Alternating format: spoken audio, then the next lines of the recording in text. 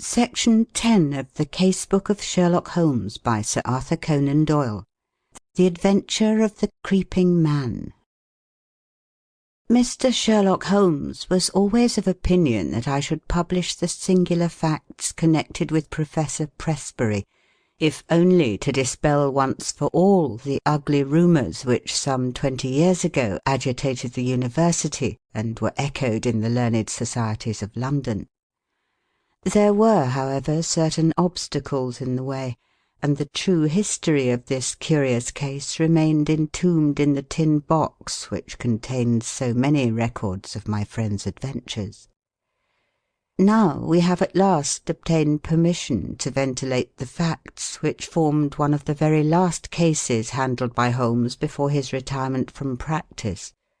Even now a certain reticence and discretion have to be observed in laying the matter before the public.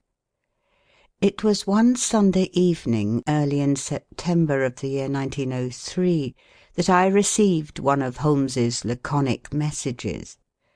"Come at once, if convenient. If inconvenient, come all the same. S.H." The relations between us in those latter days were peculiar. He was a man of habits, narrow and concentrated habits, and I had become one of them. As an institution I was like the violin, the shag tobacco, the old black pipe, the index books, and others perhaps less excusable. When it was a case of active work, and a comrade was needed upon whose nerve he could place some reliance, my rôle was obvious. But apart from this I had uses. I was a whetstone for his mind. I stimulated him. He liked to think aloud in my presence. His remarks could hardly be said to be made to me. Many of them would have been as appropriately addressed to his bedstead, but none the less, having formed the habit, it had become in some way helpful that I should register and interject. If I irritated him by a certain methodical slowness in my mentality, that irritation served only to make his own flame-like intuitions and impressions flash up the more vividly and swiftly. Such was my humble rôle in our alliance. When I arrived at Baker Street I found him huddled up in his armchair with updrawn knees, his pipe in his mouth, and his brow furrowed with thought. It was clear that he was in the throes of some vexatious problem. With a wave of his hand he indicated my old armchair, but otherwise for half an hour he gave no sign that he was aware of my presence. Then, with a start, he seemed to come back from his reverie, and with his usual whimsical smile he greeted me back to what had once been my home. "You will excuse a certain abstraction of mind, my dear Watson," said he. "Some curious facts have been submitted to me within the last 24 hours, and they in turn have given rise to some speculations of a more general character. I have serious thoughts of writing a small monograph upon the uses of dogs in the work of the detective." "But surely, Holmes, this has been explored," said I. "Bloodhounds, sleuth-hounds—" "No, no, Watson. That side of the matter is, of course, obvious. But there is another which is far more subtle.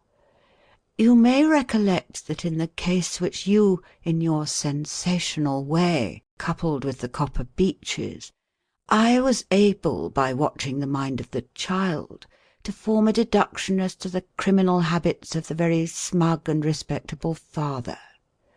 "Yes, I remember it well." "My line of thoughts about dogs is analogous.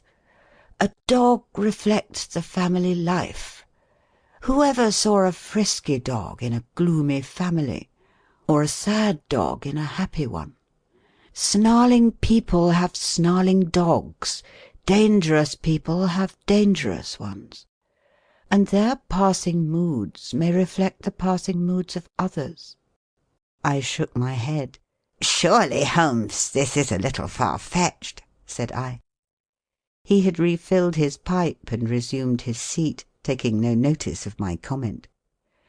"The practical application of what I've said is very close to the problem which I am investigating. It is a tangled skein, you understand, and I am looking for a loose end. One possible loose end lies in the question, why does Professor Presbury's wolfhound Roy endeavour to bite him?" I sank back in my chair in some disappointment. Was it for so trivial a question as this that I had been summoned from my work? Holmes glanced across at me. "The same old Watson," said he. "You never learn that the gravest issues may depend upon the smallest things.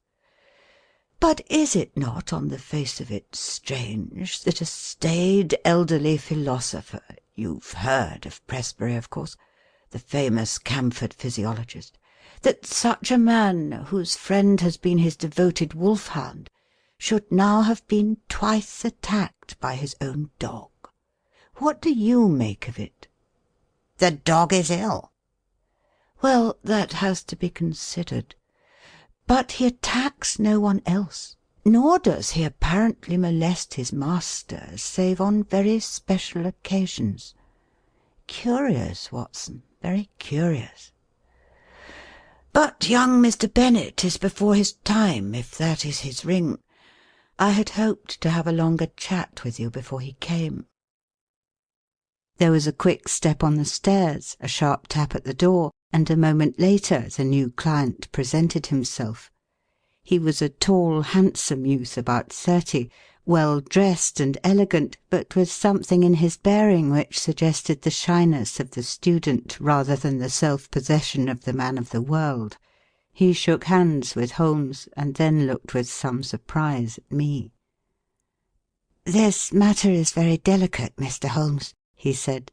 "Consider the relation in which I stand to Professor Presbury both privately and publicly. I really can hardly justify myself if I speak before any third person."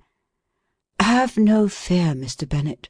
Dr. Watson is the very soul of discretion, and I can assure you that this is a matter in which I am very likely to need an assistant." "As you like, Mr. Holmes. You will, I am sure, understand my having some reserves in the matter." "You will appreciate it, Watson, when I tell you that this gentleman, Mr. Trevor Bennet, is professional assistant to the great scientist, lives under his roof, and is engaged to his only daughter. Certainly we must agree that the Professor has every claim upon his loyalty and devotion, but it may best be shown by taking the necessary steps to clear up this strange mystery." "I hope so, Mr. Holmes. That is my one object. Does Dr. Watson know the situation?" "I have not had time to explain it." "Then perhaps I had better go over the ground again before explaining some fresh developments." "I will do so myself," said Holmes, "in order to show that I have the events in their due order. The Professor, Watson, is a man of European reputation. His life has been academic. There has never been a breath of scandal. He is a widower with one daughter, Edith. He is, I gather, a man of very virile and positive, one might almost say combative character. So the matter stood until a very few months ago. Then the current of his life was broken. He is 61 years of age, but he became engaged to the daughter of Professor Morphy, his colleague in the chair of comparative anatomy. It was not, as I understand, the reasoned courting of an elderly man, but rather the passionate frenzy of youth, for no one could have shown himself a more devoted lover. The lady, Alice Morphy, was a very perfect girl, both in mind and body, so that there was every excuse for the Professor's infatuation. None the less, it did not meet with full approval in his own family. "We thought it rather excessive," said our visitor. "Exactly. Excessive and a little violent and unnatural. Professor Presbury was rich, however, and there was no objection on the part of the father. The daughter, however, had other views, and there were already several candidates for her hand, who, if they were less eligible from a worldly point of view, were at least more of an age. The girl seemed to like the Professor in spite of his eccentricities. It was only age which stood in the way. About this time a little mystery suddenly clouded the normal routine of the Professor's life. He did what he had never done before. He left home and gave no indication where he was going. He was away a fortnight and returned looking rather travel-worn. He made no allusion to where he had been, although he was usually the frankest of men. It chanced, however, that our client here, Mr. Bennet, received a letter from a fellow student in Prague, who said that he was glad to have seen Professor Presbury there, although he had not been able to talk to him. Only in this way did his own household learn where he had been. Now comes the point. From that time onward a curious change came over the Professor. He became furtive and sly. Those around him had always the feeling that he was not the man they had known, but that he was under some shadow which had darkened his higher qualities. His intellect was not affected, his lectures were as brilliant as ever, but always there was something new, something sinister and unexpected. His daughter, who was devoted to him, tried again and again to resume the old relations, and to penetrate this mask which her father seemed to have put on. You, sir, as I understand, did the same, but all was in vain. And now, Mr. Bennet, tell in your own words the incident of the letters. You must understand, Dr. Watson, that the Professor had no secrets from me. If I were his son or his younger brother, I could not have more completely enjoyed his confidence. As his secretary, I handled every paper which came to him, and I opened and subdivided his letters. Shortly after his return, all this was changed. He told me that certain letters might come to him from London which would be marked by a cross under the stamp. These were to be set aside for his own eyes only. I may say that several of these did pass through my hands, that they had the E.C. mark and were in an illiterate handwriting. If he answered them at all, the answers did not pass through my hands, nor into the letter basket in which our correspondence was collected. "And the box?" said Holmes. Ah, yes, the box. The Professor brought back a little wooden box from his travels. It was the one thing which suggested a continental tour, for it was one of those quaint carved things which one associates with Germany. This he placed in his instrument cupboard. One day, in looking for a cannula, I took up the box. To my surprise, he was very angry, and reproved me in words that were quite savage for my curiosity.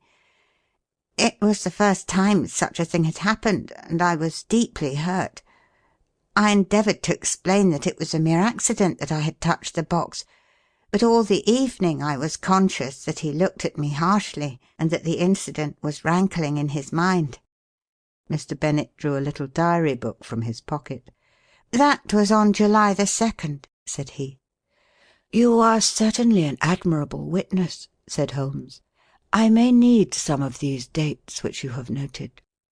I learned method, among other things, from my great teacher. From the time that I observed abnormality in his behaviour, I felt that it was my duty to study his case. Thus I have it here that it was on that very day, July the 2nd, that Roy attacked the Professor as he came from his study into the hall.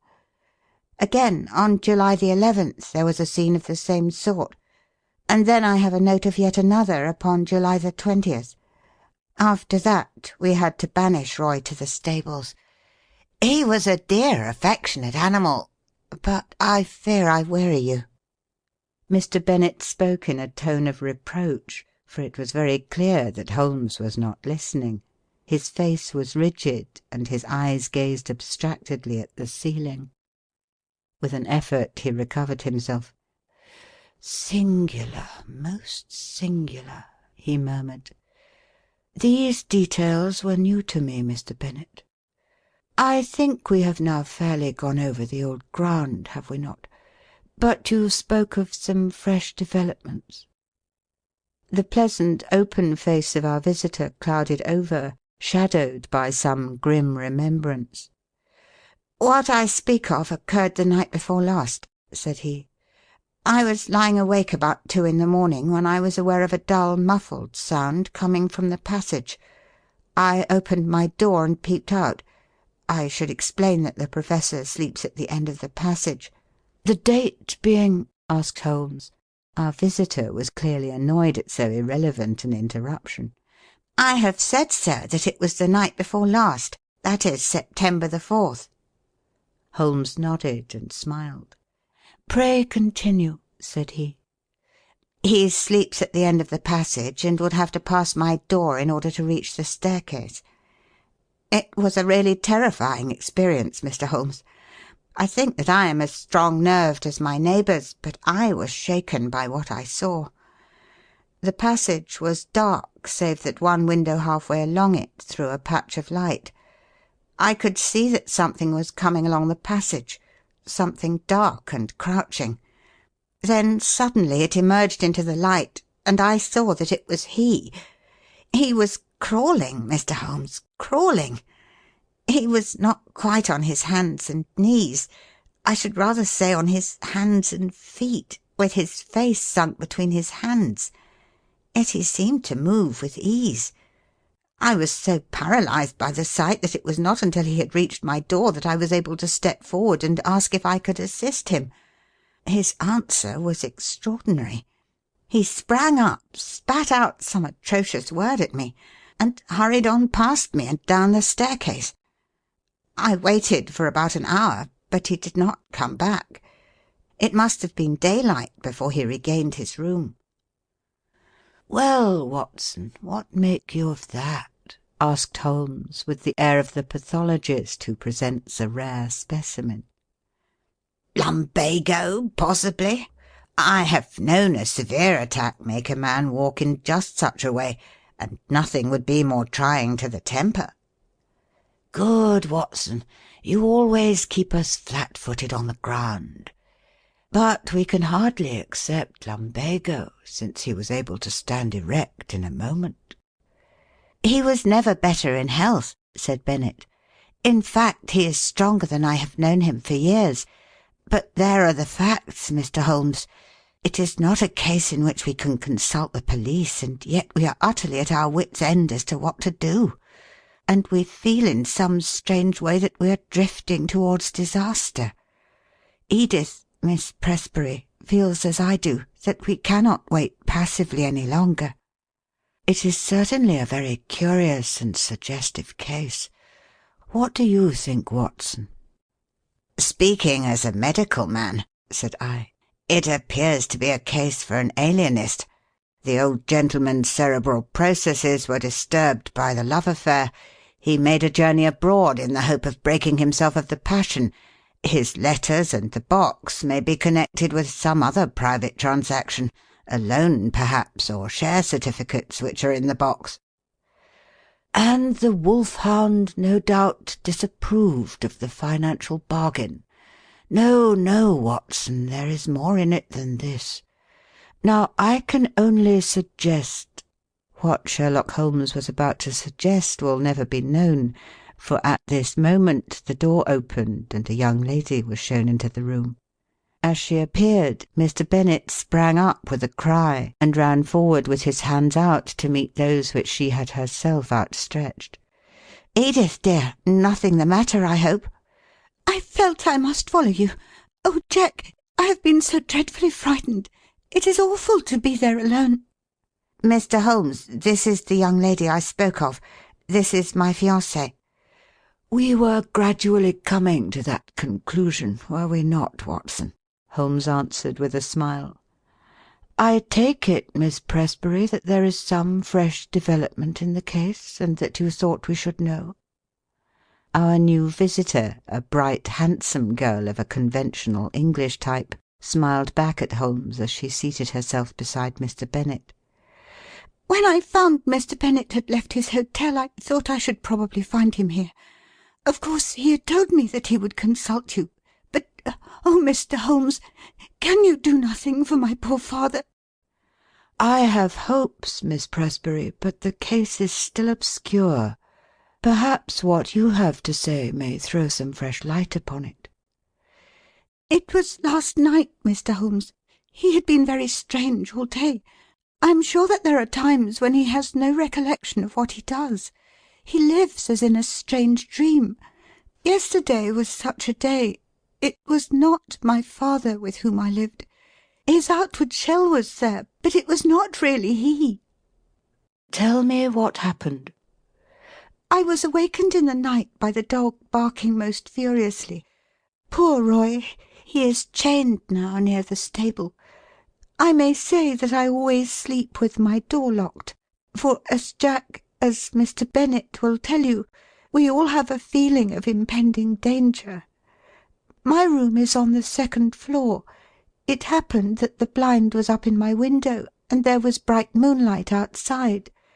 As I lay with my eyes fixed upon the square of light, listening to the frenzied barkings of the dog, I was amazed to see my father's face looking in at me. Mr. Holmes, I nearly died of surprise and horror. There it was, pressed against the window pane, and one hand seemed to be raised as if to push up the window. If that window had opened, I think I should have gone mad. It was no delusion, Mr. Holmes. Don't deceive yourself by thinking so. I dare say it was 20 seconds or so that I lay paralysed and watched the face. Then it vanished, but I could not spring out of bed and look after it. I lay cold and shivering till morning. At breakfast he was sharp and fierce in manner, and made no allusion to the adventure of the night. Neither did I, but I gave an excuse for coming to town, and here I am." Holmes looked thoroughly surprised at Miss Presbury's narrative. "My dear young lady, you say that your room is on the second floor. Is there a long ladder in the garden?" "No, Mr. Holmes, that is the amazing part of it. There is no possible way of reaching the window, and yet he was there." "The date being September the 5th," said Holmes. "That certainly complicates matters." It was the young lady's turn to look surprised. "This is the second time that you have alluded to the date, Mr. Holmes," said Bennet. "Is it possible that it has any bearing upon the case?" "It is possible, very possible. And yet I have not my full material at present." "Possibly you are thinking of the connection between insanity and phases of the moon?" "No, I assure you. It was quite a different line of thought. Possibly you can leave your notebook with me, and I will check the dates. Now, I think, Watson, that our line of action is perfectly clear. This young lady has informed us, and I have the greatest confidence in her intuition, that her father remembers little or nothing which occurs upon certain dates. We will therefore call upon him as if he had given us an appointment upon such a date. He will put it down to his own lack of memory. Thus we will open our campaign by having a good close view of him." "That is excellent," said Mr. Bennet. "I warn you, however, that the Professor is irascible and violent at times." Holmes smiled. "There are reasons why we should come at once, very cogent reasons if my theories hold good. To-morrow, Mr. Bennet, will certainly see us in Camford. There is, if I remember right, an inn called the Chequers, where the port used to be above mediocrity, and the linen was above reproach. I think, Watson, that our lot for the next few days might lie in less pleasant places." Monday morning found us on our way to the famous university town. An easy effort on the part of Holmes, who had no routes to pull up, but one which involved frantic planning and hurrying on my part, as my practice was by this time not inconsiderable. Holmes made no allusion to the case until after we had deposited our suitcases at the ancient hostel of which he had spoken. "I think, Watson, that we can catch the Professor just before lunch. He lectures at 11 and should have an interval at home." What possible excuse have we for calling? Holmes glanced at his notebook. "There was a period of excitement upon August the 26th. We will assume that he is a little hazy as to what he does at such times. If we insist that we are there by appointment, I think he will hardly venture to contradict us. Have you the effrontery necessary to put it through?" We can but try. "Excellent, Watson. Compound of the busy bee and excelsior. We can but try, the motto of the firm. A friendly native will surely guide us." Such a one, on the back of a smart hansom, swept us past a row of ancient colleges, and, finally turning into a tree-lined drive, pulled up at the door of a charming house, girt round with lawns and covered with purple wisteria. Professor Presbury was certainly surrounded with every sign not only of comfort but of luxury.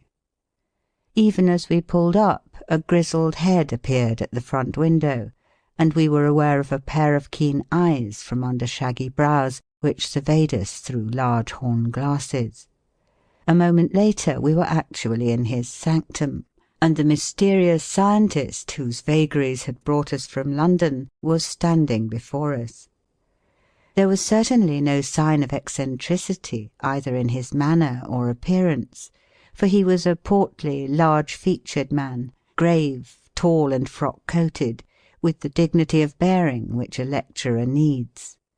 His eyes were his most remarkable feature, keen, observant, and clever to the verge of cunning. He looked at our cards. "Pray sit down, gentlemen. What can I do for you?" Mr. Holmes smiled amiably. "It was the question which I was about to put to you, Professor." "To me, sir?" "Possibly there is some mistake. I heard through a second person that Professor Presbury of Camford had need of my services." "Oh, indeed." It seemed to me that there was a malicious sparkle in the intense grey eyes. "You heard that, did you? May I ask the name of your informant?" "I am sorry, Professor, but the matter was rather confidential. If I have made a mistake, there is no harm done. I can only express my regret." "Not at all. I should wish to go further into this matter. It interests me. Have you any scrap of writing, any letter or telegram to bear out your assertion?" "No, I have not." "I presume that you do not go so far as to assert that I summoned you?" "I would rather answer no questions," said Holmes. "No, I dare say not," said the Professor with asperity. "However, that particular one can be answered very easily without your aid." He walked across the room to the bell. Our London friend, Mr. Bennet, answered the call. "Come in, Mr. Bennet. These two gentlemen have come from London under the impression that they have been summoned. You handle all my correspondence. Have you a note of anything going to a person named Holmes?" "No, sir," Bennet answered with a flush. "That is conclusive," said the Professor, glaring angrily at my companion. "Now, sir," he leaned forward with his two hands upon the table, "it seems to me that your position is a very questionable one." Holmes shrugged his shoulders. "I can only repeat that I am sorry that we have made a needless intrusion." "Hardly enough, Mr. Holmes," the old man cried in a high, screaming voice, with extraordinary malignancy upon his face. He got between us and the door as he spoke, and he shook his two hands at us with furious passion. "You can hardly get out of it so easily as that." His face was convulsed, and he grinned and gibbered at us in his senseless rage. I am convinced that we should have had to fight our way out of the room if Mr. Bennet had not intervened. "My dear Professor," he cried, "consider your position. Consider the scandal at the University. Mr. Holmes is a well-known man. You cannot possibly treat him with such discourtesy." Sulkily our host, if I may call him so, cleared the path to the door. We were glad to find ourselves outside the house and in the quiet of the tree-lined drive. Holmes seemed greatly amused by the episode. "Our learned friend's nerves are somewhat out of order," said he. "Perhaps our intrusion was a little crude, and yet we have gained that personal contact which I desired. But, dear me, Watson, he is surely at our heels. The villain still pursues us." There were the sounds of running feet behind, but it was to my relief, not the formidable Professor, but his assistant who appeared round the curve of the drive. He came panting up to us. "I am so sorry, Mr. Holmes. I wished to apologize." "My dear sir, there is no need. It is all in the way of professional experience." "I have never seen him in a more dangerous mood. But he grows more sinister. You can understand now why his daughter and I are alarmed. And yet his mind is perfectly clear." "Too clear," said Holmes. "That was my miscalculation. It is evident that his memory is much more reliable than I had thought. By the way, can we, before we go, see the window of Miss Presbury's room?" Mr. Bennet pushed his way through some shrubs, and we had a view of the side of the house. "It is there, the second on the left." "Dear me, it seems hardly accessible. And yet you will observe that there is a creeper below and a water-pipe above which gives some foothold." "I could not climb it myself," said Mr. Bennet. "Very likely. It would certainly be a dangerous exploit for any normal man." "There was one other thing I wish to tell you, Mr. Holmes. I have the address of the man in London to whom the Professor writes. He seems to have written this morning, and I got it from his blotting paper. It is an ignoble position for a trusted secretary, but what else can I do?"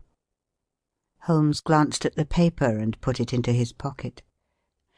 "Dvorak. A curious name. Slavonic, I imagine. Well, it is an important link in the chain. We return to London this afternoon, Mr. Bennet. I see no good purpose to be served by our remaining. We cannot arrest the Professor because he has done no crime, nor can we place him under constraint, for he cannot be proved to be mad. No action is as yet possible." "Then what on earth are we to do?" "A little patience, Mr. Bennet. Things will soon develop. Unless I am mistaken, next Tuesday may mark a crisis. Certainly we shall be in Camford on that day. Meanwhile, the general position is undeniably unpleasant, and if Miss Presbury can prolong her visit—" "That is easy." "Then let her stay till we can assure her that all danger is past. Meanwhile, let him have his way and do not cross him. So long as he is in a good humour, all is well." "There he is," said Bennet in a startled whisper. Looking between the branches, we saw the tall, erect figure emerge from the hall door and look around him. He stood leaning forward, his hands swinging straight before him, his head turning from side to side. The secretary with a last wave slipped off among the trees, and we saw him presently rejoin his employer, the two entering the house together in what seemed to be animated and even excited conversation. "I expect the old gentleman has been putting two and two together," said Holmes as we walked hotelward. "He struck me as having a particularly clear and logical brain from the little I saw of him. Explosive, no doubt, but then from his point of view he has something to explode about if detectives are put on his track and he suspects his own household of doing it. I rather fancy that friend Bennet is in for an uncomfortable time." Holmes stopped at a post office and sent off a telegram on our way. The answer reached us in the evening, and he tossed it across to me. "Have visited the Commercial Road and seen Dvorak. Suave person, bohemian, elderly. Keeps large general store. Mercer." "Mercer is since your time," said Holmes. "He is my general utility man who looks up routine business. It was important to know something of the man with whom our professor was so secretly corresponding. His nationality connects up with the Prague visit." "Thank goodness that something connects with something," said I. "At present we seem to be faced by a long series of inexplicable incidents with no bearing upon each other. For example, what possible connection can there be between an angry wolfhound and a visit to Bohemia, or either of them with a man crawling down a passage at night? As to your dates, that is the biggest mystification of all." Holmes smiled and rubbed his hands. We were, I may say, seated in the old sitting-room of the ancient hotel, with a bottle of the famous vintage of which Holmes had spoken on the table between us.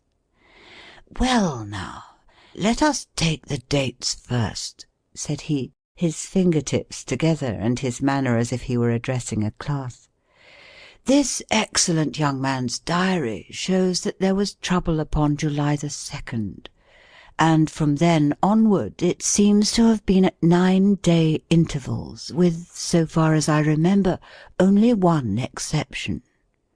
Thus the last outbreak upon Friday was on September the 3rd, which also falls into the series, as did August the 26th, which preceded it. The thing is beyond coincidence." I was forced to agree.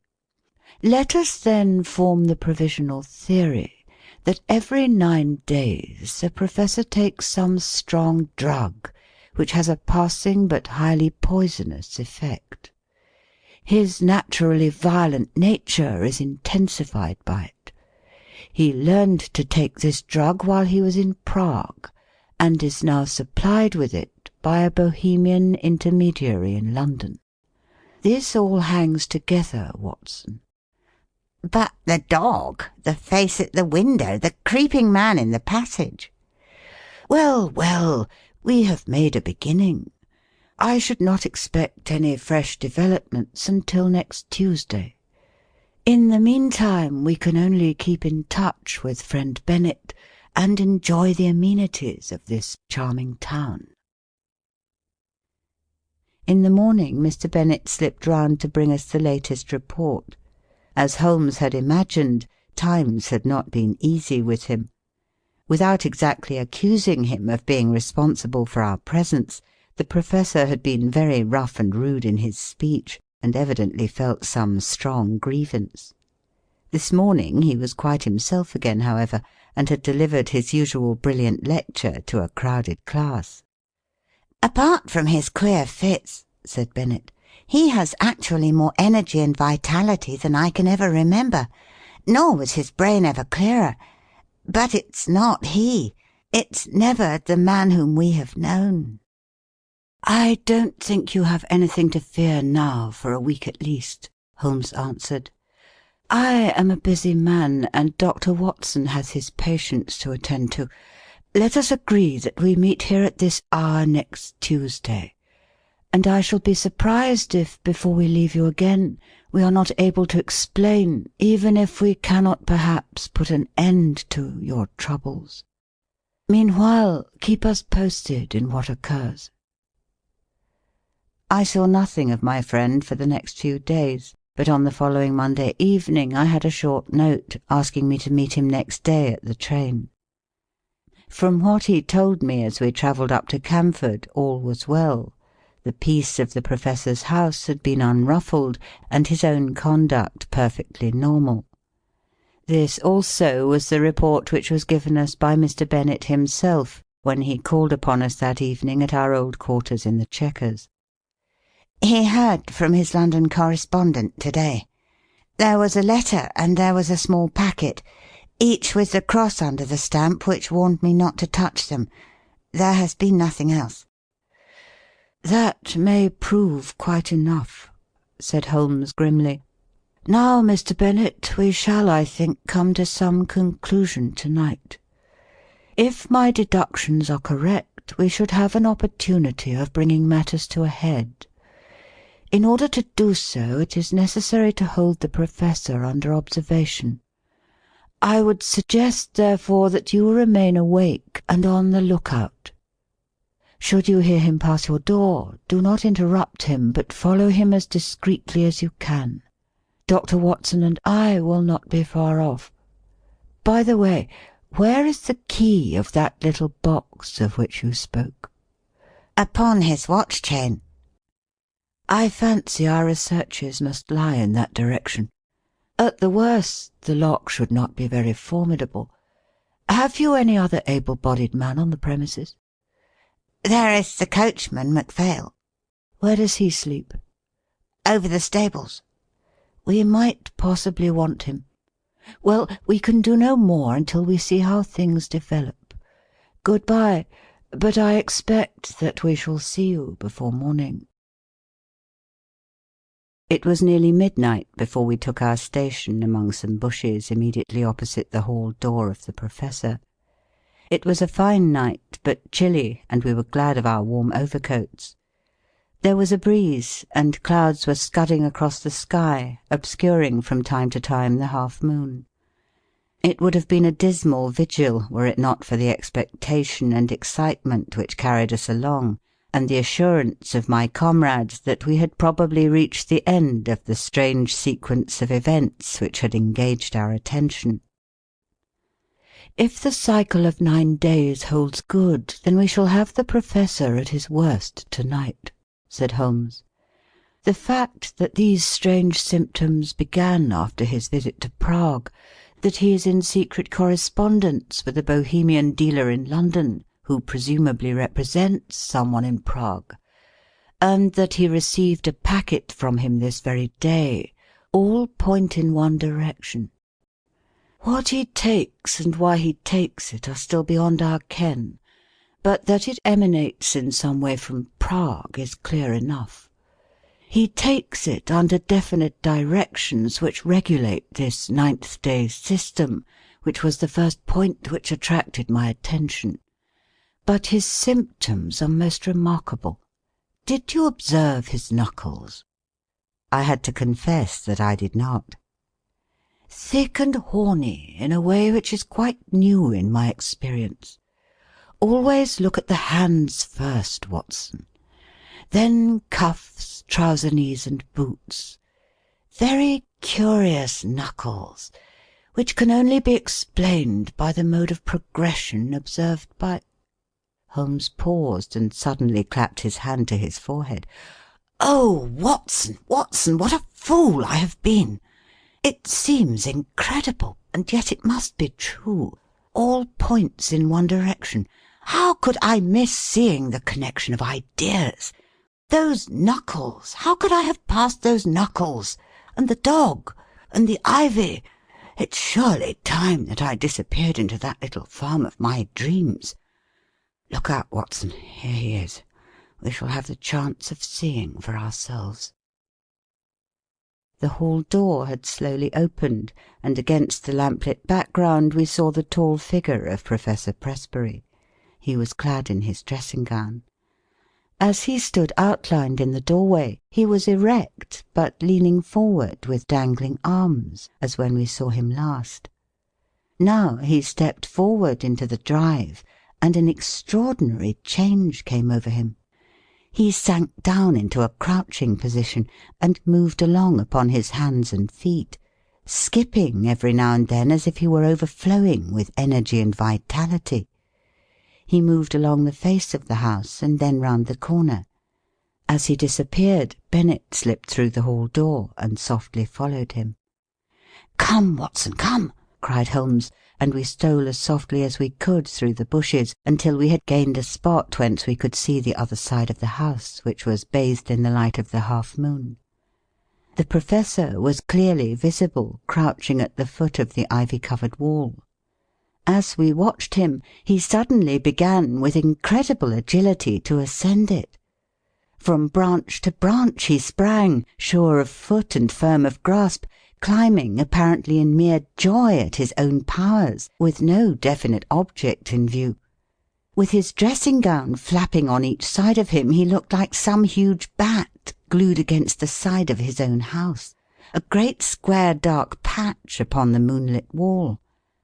Presently he tired of this amusement, and dropping from branch to branch, he squatted down into the old attitude and moved towards the stables, creeping along in the same strange way as before. The wolfhound was out now, barking furiously, and more excited than ever when it actually caught sight of its master. It was straining on its chain and quivering with eagerness and rage. The Professor squatted down very deliberately just out of reach of the hound, and began to provoke it in every possible way. He took handfuls of pebbles from the drive and threw them in the dog's face, prodded him with a stick which he had picked up, flicked his hands about only a few inches from the gaping mouth, and endeavoured in every way to increase the animal's fury, which was already beyond all control. In all our adventures I do not know that I have ever seen a more strange sight than this impassive and still dignified figure, crouching frog-like upon the ground, and goading to a wilder exhibition of passion the maddened hound, which ramped and raged in front of him, by all manner of ingenious and calculated cruelty. And then, in a moment, it happened. It was not the chain that broke, but it was the collar that slipped, for it had been made for a thick-necked Newfoundland. We heard the rattle of falling metal, and the next instant dog and man were rolling on the ground together, the one roaring in rage, the other screaming in a strange, shrill falsetto of terror. It was a very narrow thing for the Professor's life. The savage creature had him fairly by the throat, its fangs had bitten deep, and he was senseless before we could reach them and drag the two apart. It might have been a dangerous task for us, but Bennet's voice and presence brought the great wolfhound instantly to reason. The uproar had brought the sleepy and astonished coachman from his room above the stables. "I'm not surprised," said he, shaking his head. "I've seen him at it before. I knew the dog would get him sooner or later." The hound was secured, and together we carried the Professor up to his room, where Bennet, who had a medical degree, helped me to dress his torn throat. The sharp teeth had passed dangerously near the carotid artery, and the hemorrhage was serious. In half an hour the danger was past. I had given the patient an injection of morphia, and he had sunk into deep sleep. Then, and only then, were we able to look at each other and to take stock of the situation. "I think a first-class surgeon should see him," said I. "For God's sake, no," cried Bennet. "At present the scandal is confined to our own household. It is safe with us. If it gets beyond these walls it will never stop.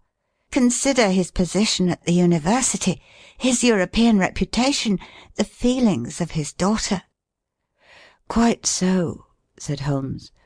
"I think it may be quite possible to keep the matter to ourselves, and also to prevent its recurrence, now that we have a free hand.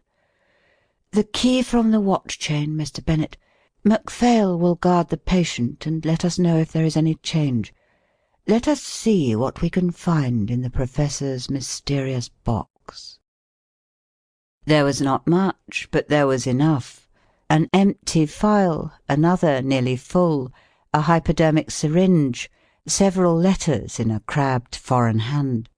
The marks on the envelopes showed that they were those which had disturbed the routine of the secretary, and each was dated from the Commercial Road and signed A. Dorak. They were mere invoices to say that a fresh bottle was being sent to Professor Presbury, or receipt to acknowledge money.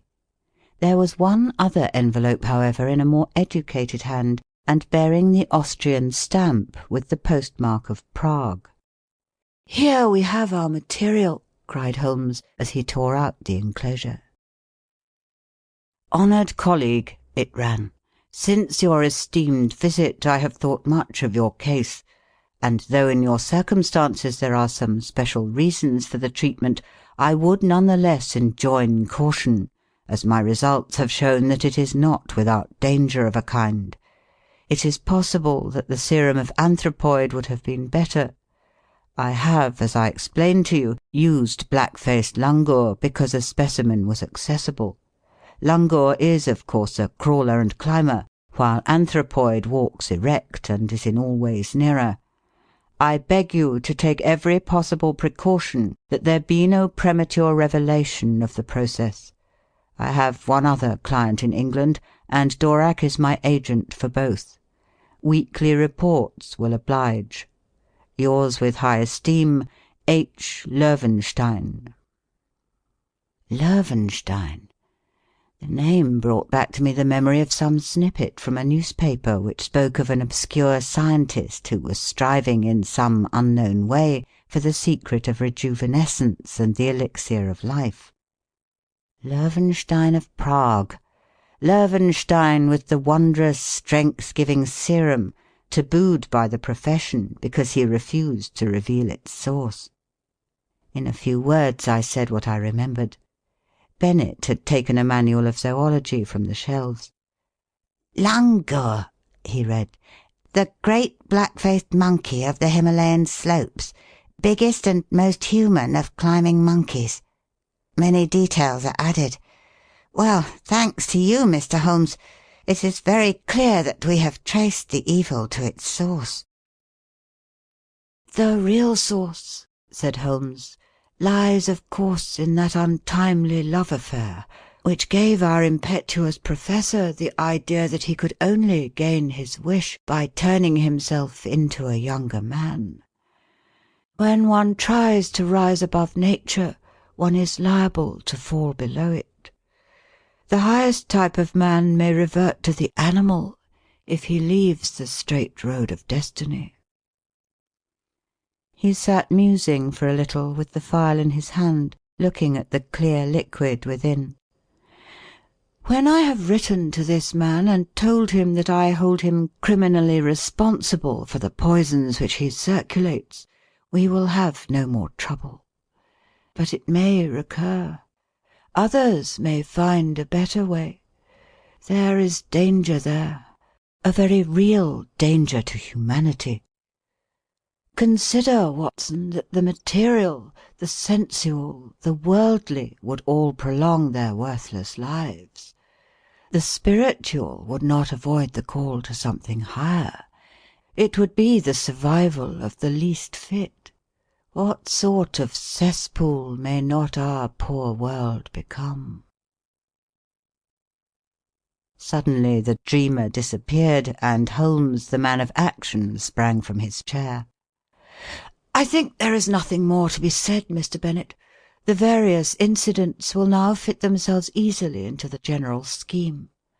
The dog, of course, was aware of the change far more quickly than you. His smell would ensure that. It was the monkey, not the Professor, whom Roy attacked, just as it was the monkey who teased Roy. Climbing was a joy to the creature, and it was a mere chance, I take it, that the pastime brought him to the young lady's window. There is an early train to town, Watson, but I think we shall just have time for a cup of tea at the Chequers before we catch it." End of The Adventure of the Creeping Man,